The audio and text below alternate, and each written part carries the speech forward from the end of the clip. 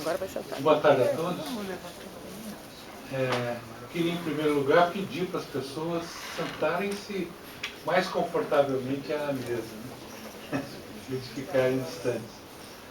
É uma honra poder receber aqui a BDE e os autores e os comentaristas e na pessoa do professor Roberto Saturnino, também do Centro Santos Gustavo, no lançamento de um livro que, para nós, tem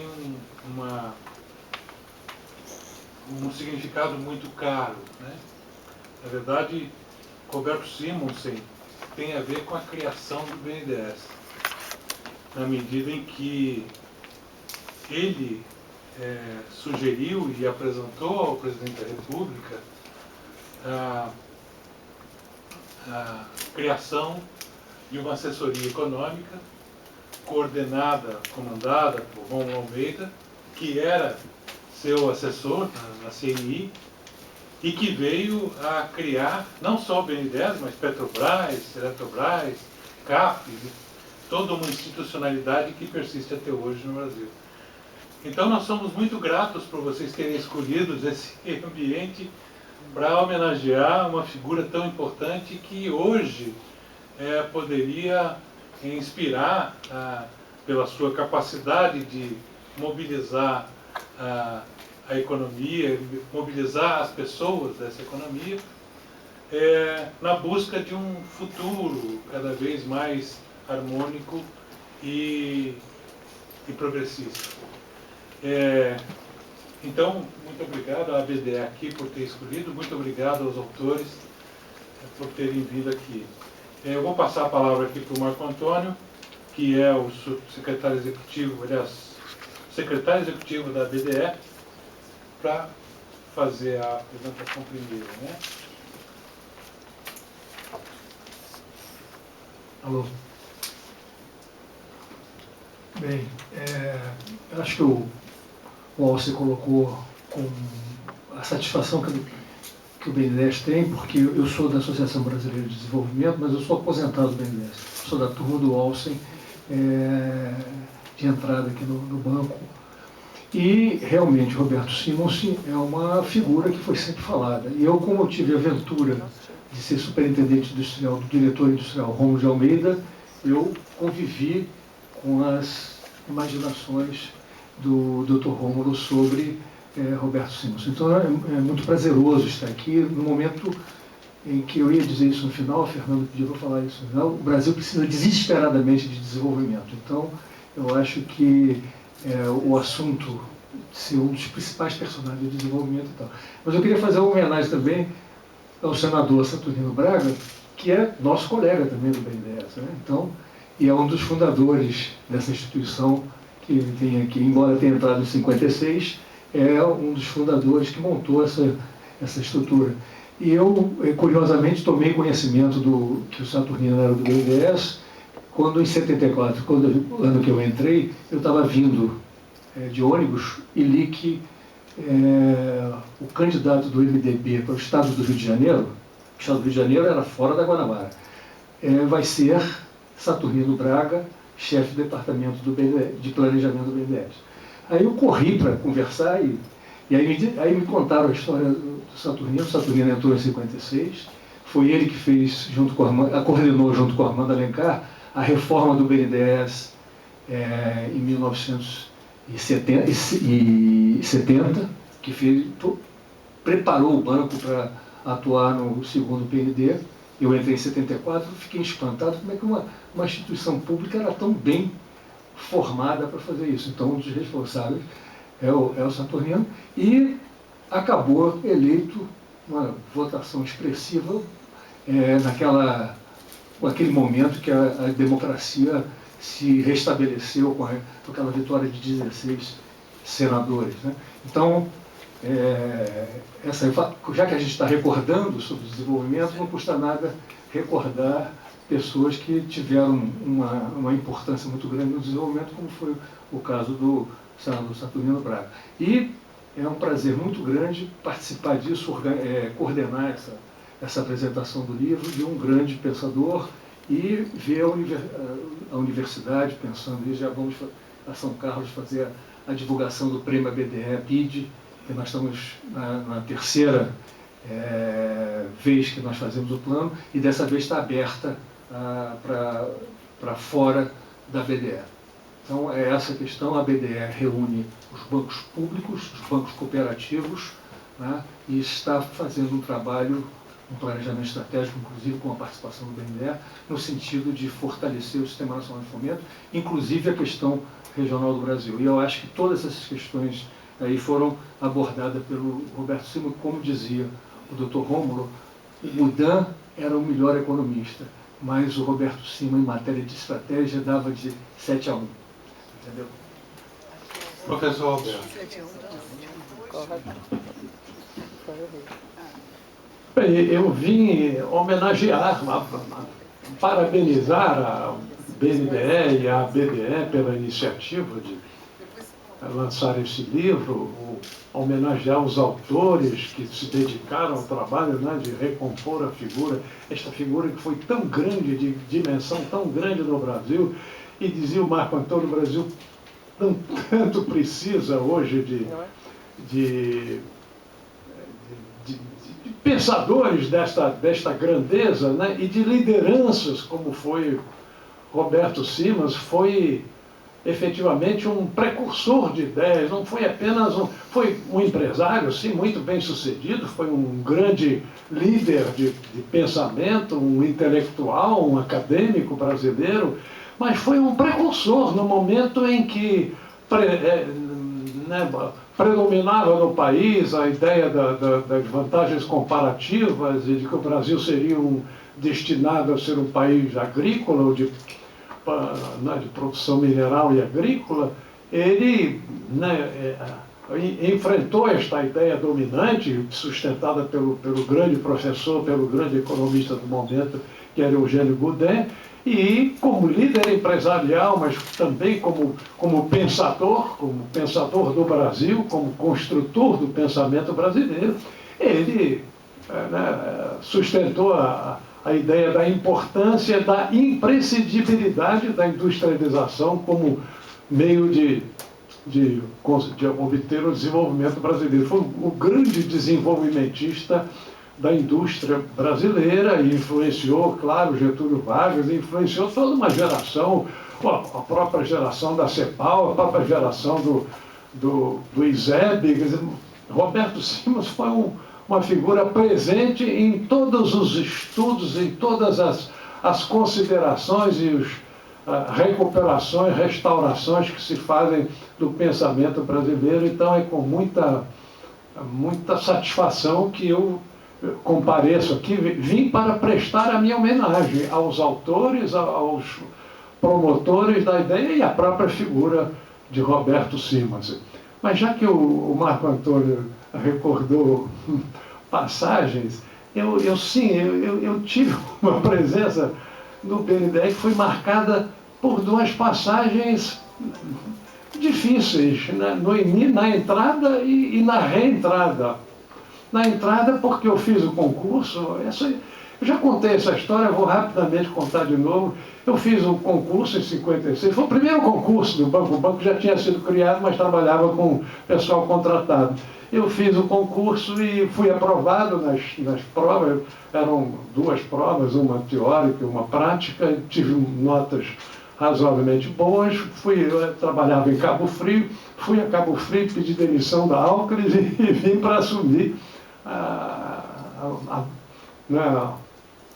a função aqui no BNDE. Quando cheguei, fui informado que eu havia sido reprovado. Eu disse, mas como? Eu vi a minha prova, minhas notas, algum engano? Não há engano, não. É porque o senhor não leu o edital do concurso. O edital do concurso previa uma terceira prova, que era a prova de investigação social, que era a ficha do DOPS, e que eu fui recusado. Então não podia, um funcionário público não podia ser comunista. E eu tinha feito a viagem à União Soviética, tinha pertencido à juventude comunista, enfim, tinha uma história política estudantil esquerdista e a ficha no DOPS. Pois bem, éramos 3 perigosos comunistas que tinham passado e foram reprovados nessa prova. Eu, Juvenal Osório Gomes e Inácio Rangel, os 3 reprovados. Mas o superintendente do banco, o presidente era o Lucas Lopes, mas o superintendente era o Roberto Campos. Roberto de Oliveira Campos foi ao ministro do governo Juscelino Kubitschek, democrático. Foi ao Armando Falcão, que era o ministro da Justiça do Juscelino, e disse: olha, eu não vim pedir autoridade, eu vim comunicar que eu vou nomear esses concursados. Eles demonstraram conhecimento, é o primeiro concurso, é o concurso de abertura desta instituição, a qual eu dou muita importância. Então, eu assumo a responsabilidade por esses 3 comunistas, são meus comunistas. E nomeou, nós tomamos posse 15 dias depois, mas entramos no banco. Bom, entramos no banco, mas aí eu me elegi primeiro deputado federal e quando... Aí, evidentemente, tive uma participação, enfim, que me valeu a impugnação na candidatura à reeleição em 66. Então eu voltei, mas eu não tinha sido cassado, voltei para o banco. Cheguei aqui e encontrei um ambiente que, logo depois um ambiente que não estava cheio de inquéritos e tal, eu fiquei lá reduzido a uma...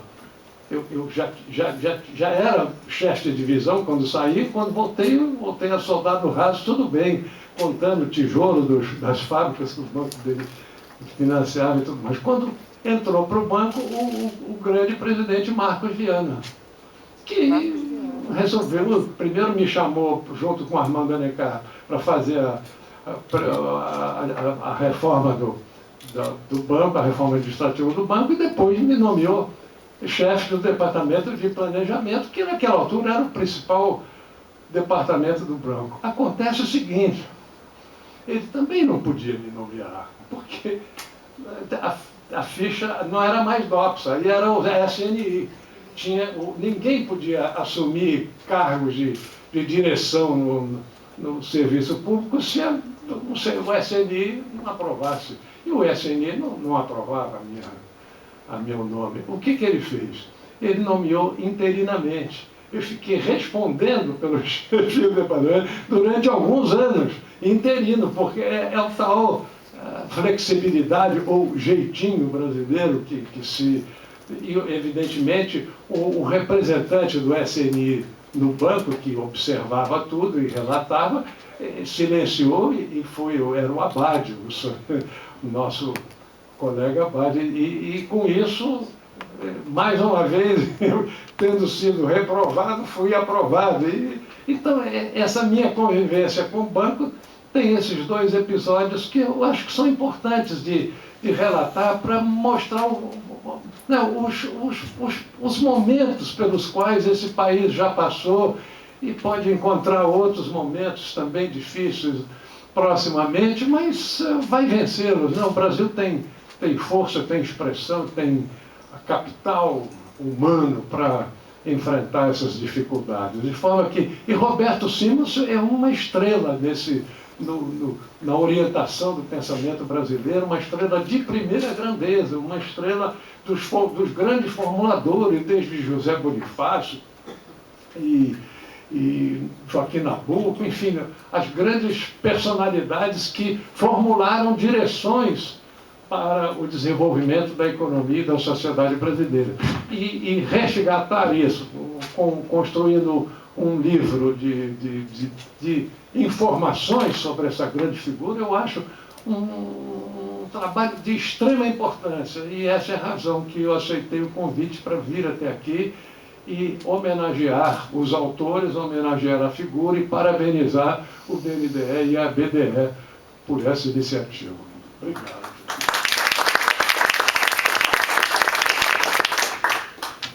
A gente queria passar rapidamente para ouvir Christian Link, que vai nos fazer uma apresentação do conteúdo dessa obra. Christian. Boa tarde a todos. Boa tarde a todos.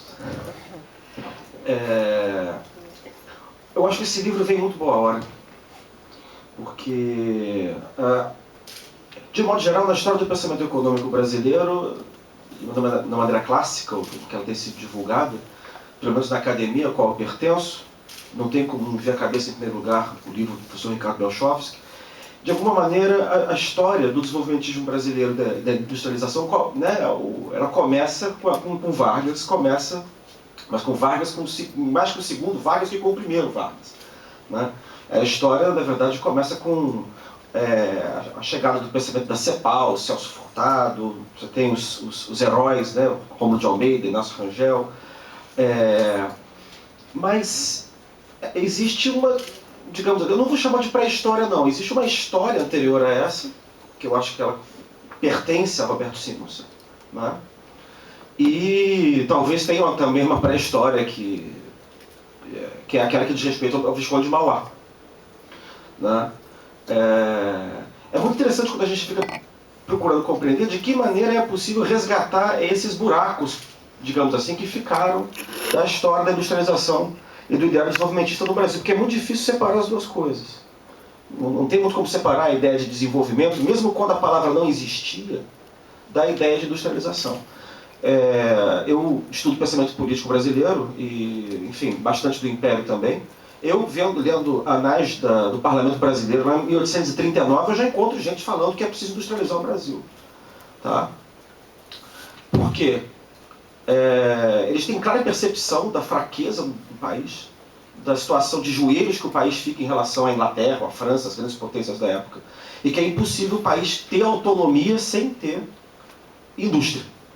Né? E que se o país quiser, de fato, cumprir a promessa de ser um grande, digamos assim, império, entre aspas, né?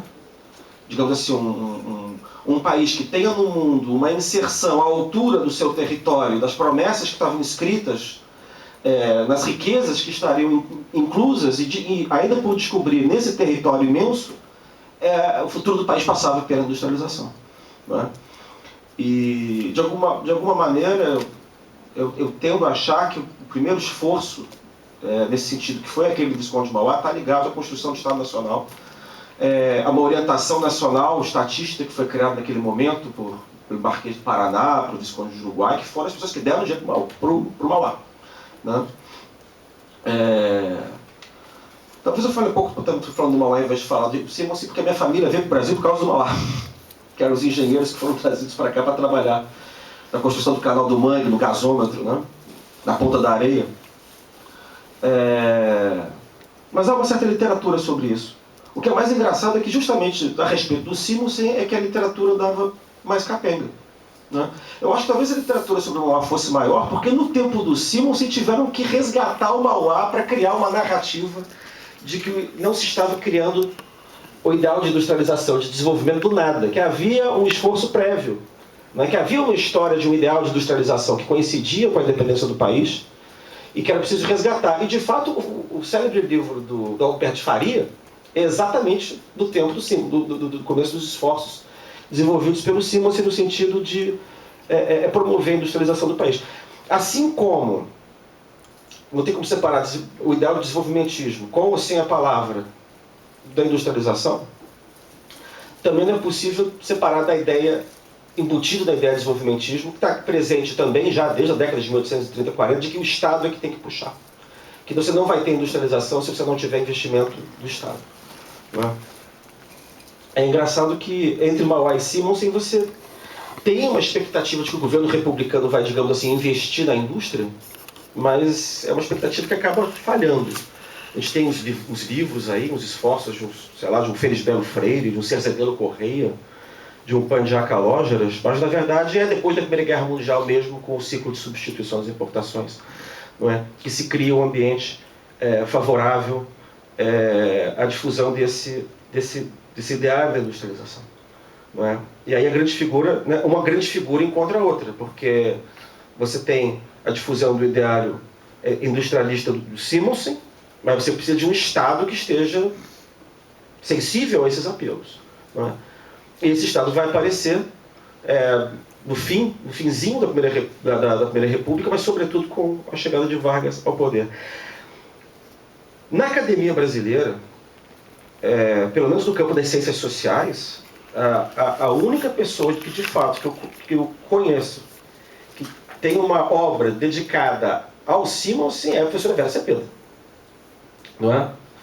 E é ela que tem sido a grande encarregada de difundir e mostrar a importância do legado do Simonsen e de que maneira ele vai, digamos, é preciso compreendê-lo para fazer a ponte que vai tornar compreensível o desenvolvimentismo que vai ter lugar, sobretudo a partir do segundo governo Vargas. E eu não sabia bem quando ele tinha morrido, graças ao livro do Fábio da Mônica, eu descobri que ele morre, acho que 1 ou 2 anos antes da chegada do Furtado, não é? da publicação dos primeiros artigos do Furtado com o pensamento da CEPAL. Não é? O que é uma lástima. Eu acho que, tendo tudo isso em vista, esse livro, que além de ser um livro extraordinário do ponto de vista estético, eu diria, também é um livro muito bem escrito, é um livro muito elucidativo. Eu acho que ele vem suprir uma lacuna importante nessa literatura, porque com esse livro eu acho que se torna possível que digamos assim, o estudo do Simonsen também saia para além dos círculos fechados da academia. Eu acho que é uma obra importante para popularizar, para fora do círculo acadêmico. Nós acadêmicos ficamos achando que o nosso mundo é o mundo da academia, mas o nosso mundo da academia é um mundo minúsculo. A gente vive numa bolha, na verdade. É preciso também que, quanto mais nos dias de hoje e sempre, que as obras são produzidas, o conhecimento que estejam ali sai para fora dos muros da academia. E eu acho que esse livro está fazendo esse papel a respeito da obra e da obra, da vida e, portanto, da divulgação da memória do Simonsen. Fiquei até espantado também, lendo o livro, com, digamos assim, a notícia de que mesmo na federação que ele fundou, no Estado que o viu, digamos assim, que ele fez elevar do ponto de vista do crescimento, da fortuna, do destino, ele tem sido uma figura pouco lembrada. Não é? Então, eu acho que, por todos esses motivos, esse é um livro que merece saudação. Eu queria também, novamente, cumprimentar os autores e aqueles que auxiliaram na publicação por ter permitido esse livro ter vindo a lume. Obrigado.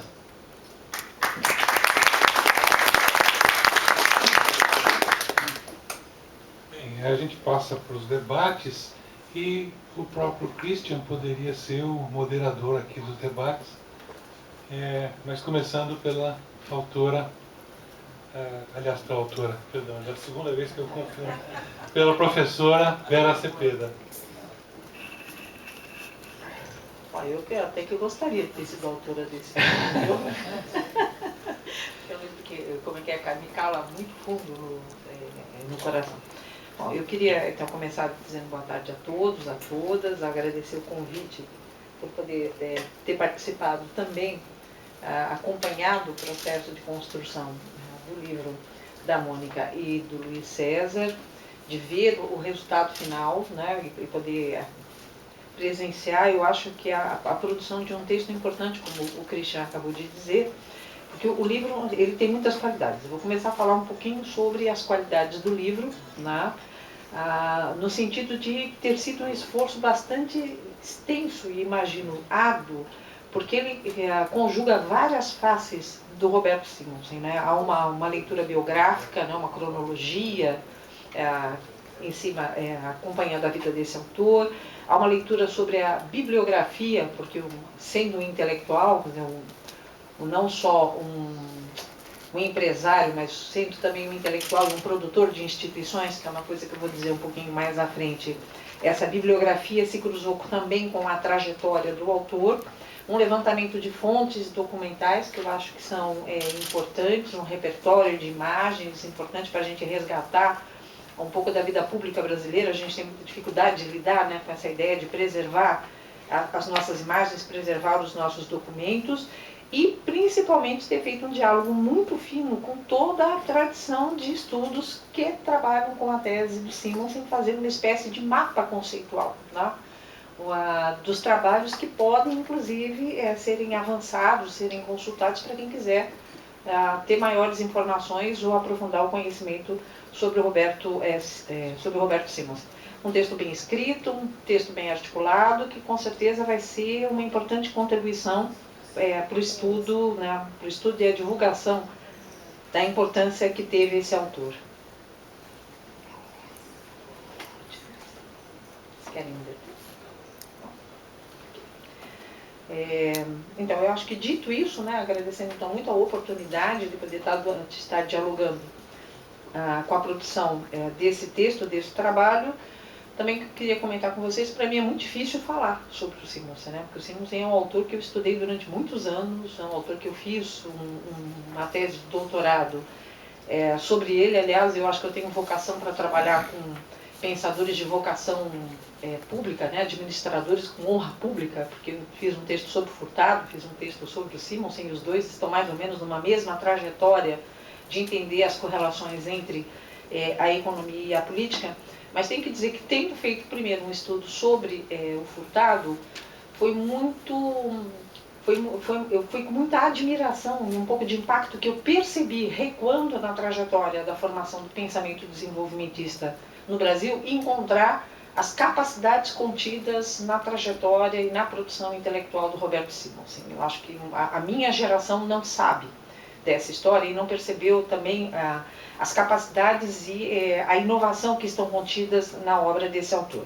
Então, não vou recuperar o que está no livro, até porque eu não convite que fica a leitura, o texto é excelente, muito agradável de ler, muito conciso e também muito com um conjunto de informações bastante vasto. Eu queria chamar a atenção só para algumas questões que eu acho que a gente poderia aprofundar o lugar do Simonsen nesse debate, né? E aí já vou dizendo para vocês desconfiarem muito de mim, né? Porque embora eu tentando manter a minha objetividade, a minha neutralidade acadêmica, é um autor do qual a minha admiração é muito profunda. Eu queria destacar, para a gente começar essa discussão, 4 pontos, né?